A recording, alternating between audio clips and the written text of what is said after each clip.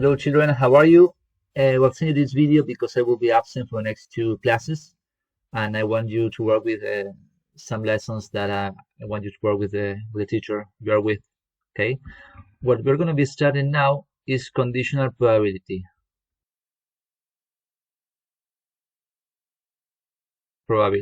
Okay? First, I want you to give you a glimpse of what it is and then you can read out from the book. Imagine that you have two bags, okay? You have two bags. In one of the bags, I have 3 balls that are red. In this bag, I have 5 balls that are red. And let's say here I have 1, 2 that are purple. And here I have 1, 2, 3, and 4 balls that are purple. Okay? And let's say, for example, that in the exercise they ask you which is the probability of choosing at random a red ball. Okay? You can say, wait, the probability, it depends whether you're using this bag or this bag. Why? Because the amount of balls is different in each bag. For example, in this case, I have 3 red balls out of how many? 1, 2, 3, 4, 5. 5. In this case, the probability of having a red ball equals how many? 1, 2, 3, 4, 5. 5 out of 9. Okay, so the probability is different. It's different either if you choose this ball, this bag, or this bag. So this is the basic idea of a conditional probability. The probability of what you are doing is conditioned. It depends on another thing that previously happens. What could previously happen? You could have chosen this bag, and then the probability will be this one. Or if you choose this bag, then the probability will be this one. Okay, the probability of choosing at random, a red ball depends on a previous outcome, which is which is the previous outcome, the bag that you have chosen. Okay, probably this bag could have been chosen at random. Okay, for example, you have a 10% chance probability of using this bag, and you have a 90% probability of using this bag. Okay, so you will say, okay, well, since I have a 90% probability of using this bag, then most likely the probability of picking up a red ball will be 5/9, because you have a much higher probability of picking up this second bag. Okay, but the idea is this one: the probability of picking up a red ball, it depends on the previous events. It depends whether you have chosen at random this bag or this bag. Okay, so that's the basic idea. Now we go to the book, chapter 24.4, conditional probability. Conditional probability is used to work out the probability of one event happening when we already know that another has happened. Okay, in this case, to find the probability of picking up a red ball, knowing that you have chosen this bag, or the probability of picking up choosing a red ball, knowing that you have chosen this bag. Okay, so the idea is that a conditional probability is used to work out the probability of one event happening when we already know that another has happened. Okay, the information about the first event changes the sample space and affects the calculation. Okay, in this case, for example, the sample space is 5 elements, 5 balls. In this case, the sample space is 9 balls. Okay, so either you pick one or the other, the probability changes. Read this in the book, okay, with your teacher. You can read it out loud. Okay, here are 2 formulas that you can use, but what I think is more interesting is to see this probability using a tree diagram. Okay, like this work example. Okay, Okay, this is a definition. Okay, this is the definition of a probability of be given that A has happened is the probability of the intersection divided the probability of the event A. Okay.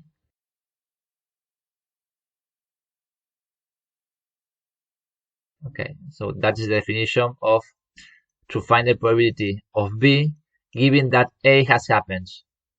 The probability of happening event B given that A has happened is the probability of A intersection B divided the probability of A. Okay, so this is just a definition of conditional probability. Why is this condition? Because you know that A has happened. So that affects B. In work examples, here you have. There are 21 students in a class, 12 are boys and 9 are girls.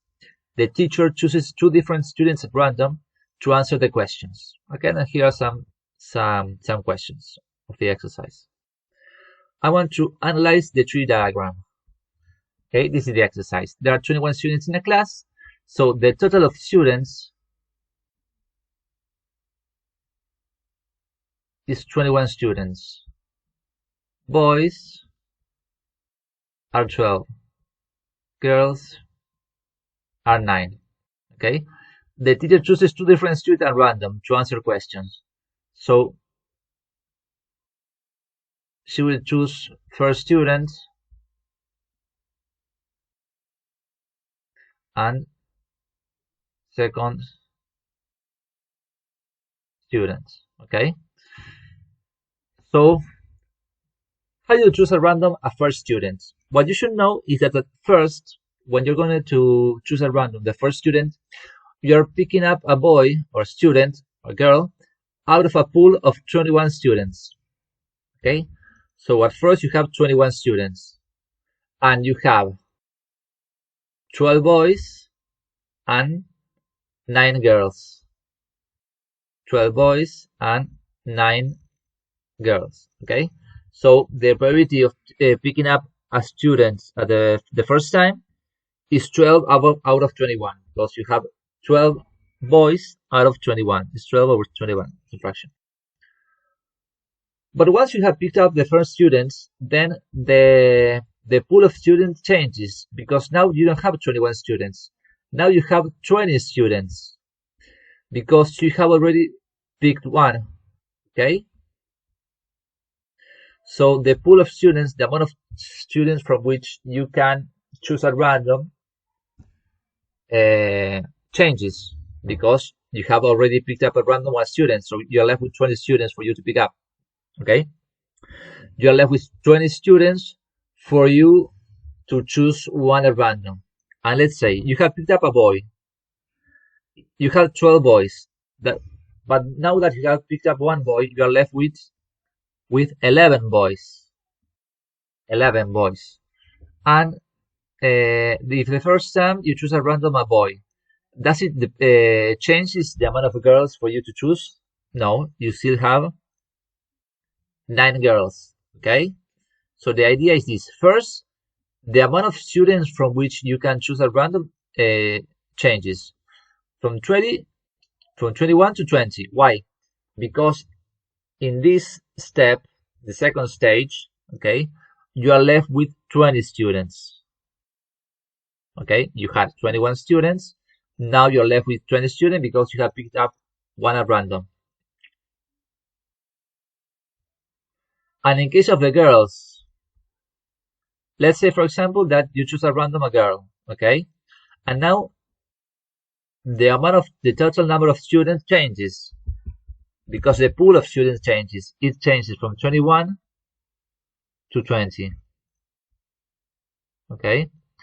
And if you pick up, choose at random one girl, and you had 9, and you pick up one girl at random, how many do you have now? You have 8 girls. And how many boys do you have?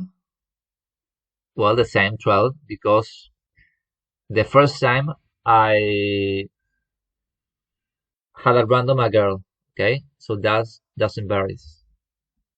So this is the basic idea of how you do a tree diagram. Okay. here is what the book does. First student can be a boy or a girl. You have the probability of 12 boys out of 21 students, the total, and a girl, the probability of girls, you have 9 girls out of a pool of 21 students. The second student that you choose at random, you choose it from a pool of 20 students because you had already chosen one student at random. Okay, so you're left with 20 students. So that varies. So, and the number of boys changes from 12 to 1 because the first time you had a boy, so now you have one boy less, and so you have 11 boys, and the number of girls doesn't change it because you have 9 girls at the beginning. And in this case, since you have 9 girls and you pick up a girl, you have one girl less, so you have 8 girls. And the number of boys doesn't change it because you hadn't picked up a boy, you pick up a girl, okay? And what happens once that you have this tree diagram? This tree diagram lets you answer different questions. For example, here it says, let's say you want to find the probability of picking up a boy the first time and then a boy in the second time. So that probability will be boy. So that is this branch. So that probability will be 12 over 21 multiply 11 over 20. If you want to find the probability of picking up a boy the first time and a girl the second time, will be this one. The probability of choosing at random a boy and a girl. So it will be 12 over 21 multiply 9 over 20. Okay? The probability of choosing at random, a girl and then a boy will be this branch over here, girl, boy. So that will be 9 over 21 multiply 12 over 20. You do these calculus and you have the probability. Okay? So this is what the book is doing, is multiplying the elements of that branch. Okay? If you want to add a third student, then it changes from 20 to 19. The amount of student changes, it is reduces by 1. Okay, reduced by one. And all the other numbers also varies. If you had a boy the second times, then you have 10 boys from you to choose from. Okay, and that's the rest.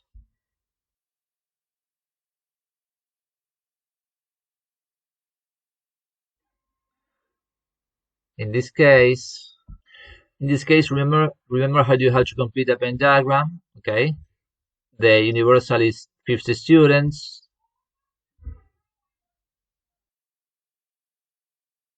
Let's do this. Let's complete this Venn diagram. It says in a group of 50 students, then you have the universal with 50 students. Okay, you have students that work on tablet computers, the students that work on laptops, and you have 12 students that work on neither of these. Okay, here you have 36. Here you have 20. Okay, but do you know how many works on both? Because remember that the number of elements in the universal equals the number of elements in one of the sets plus the number of elements in the other sets minus the number of elements in the intersection plus the number of elements, in this case 12, the elements that are in neither of the sets. Okay, so the number of elements in the universal is 50. 36, 20, the intersection, plus 12, 50 equals, this is 68 minus the elements in the intersection. So the elements in the intersection is 68 minus 50. The elements in the intersection is 18. So here you have 18 students that work in tablet computers and laptops. Here you have 18 students that works only on tablet computers, because you do 36 minus 18. 36 minus 18 is 18. And in this case, if you have 20 students that work on laptops and you already have, and you already have 18 students that work on laptops and tablet computers, then you're left with just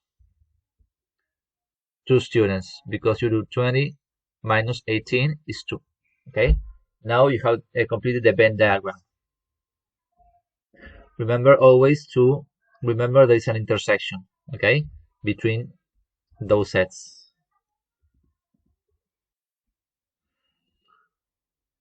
Some of these questions we already know. For example, works on a tablet computer and a laptop computer is the probability of working in both 18 out of 20, or 50, sorry. 18 out of 50. Works on at least one is minus probability works on neither. We have done this in the exam.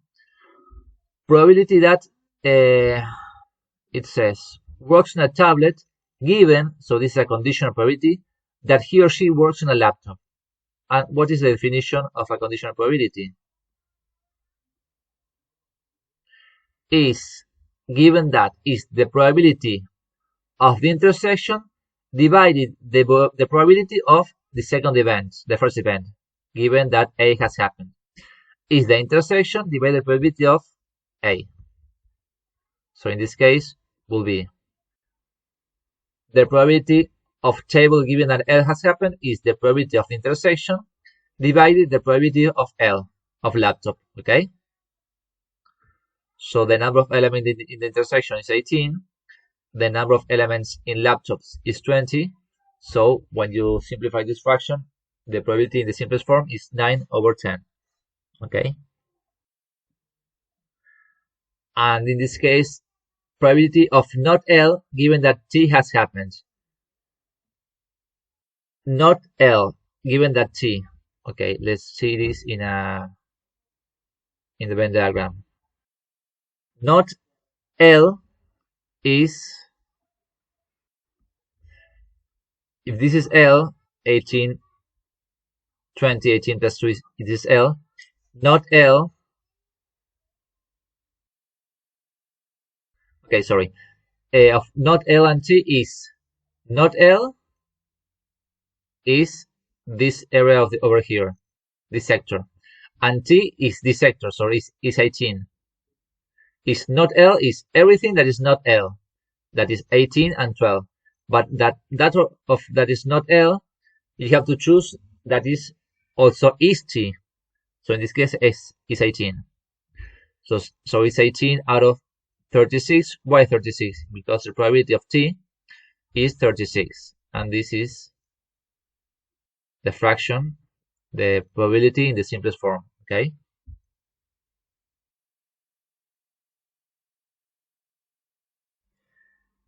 Okay, try to do these exercises. Okay, work with these exercises.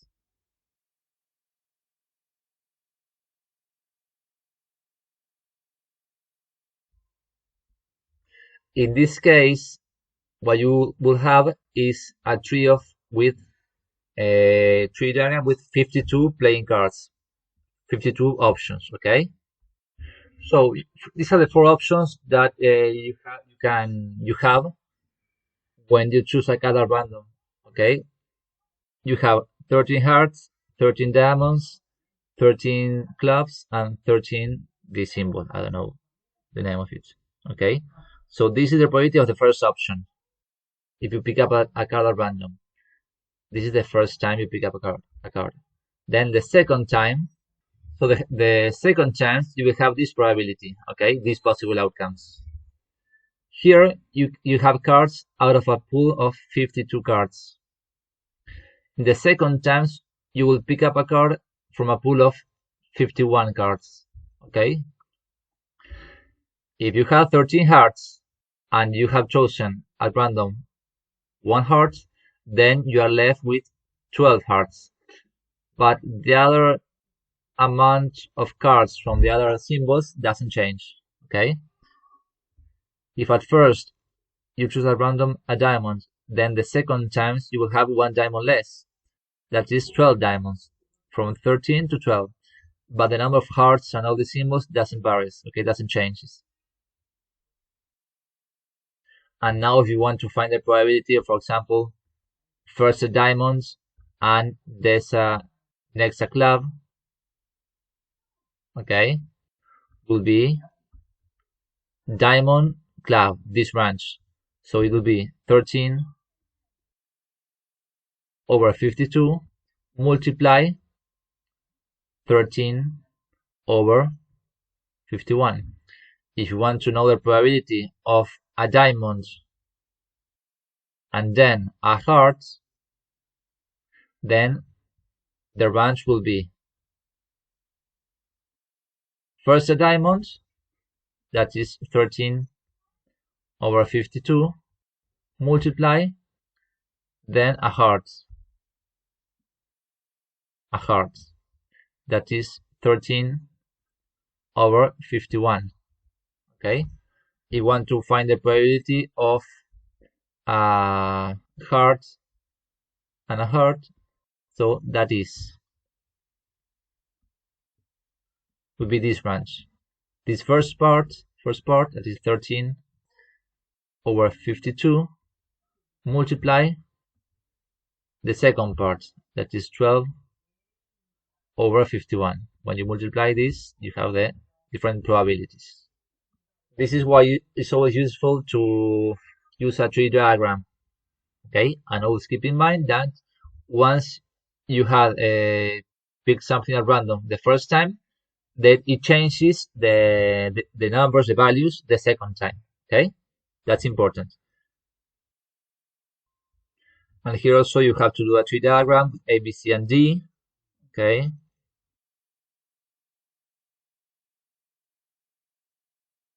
Here you have to do a sample space diagram or Venn diagrams, okay? And let's see if you can try to do this exercise, okay? 1, 2, 3, and 4. Remember that you have the answers at the back of the book, okay? The back of the book, no, at the last pages. The answers are in page 686 by the end of the book, okay? Well, good luck working with these exercises.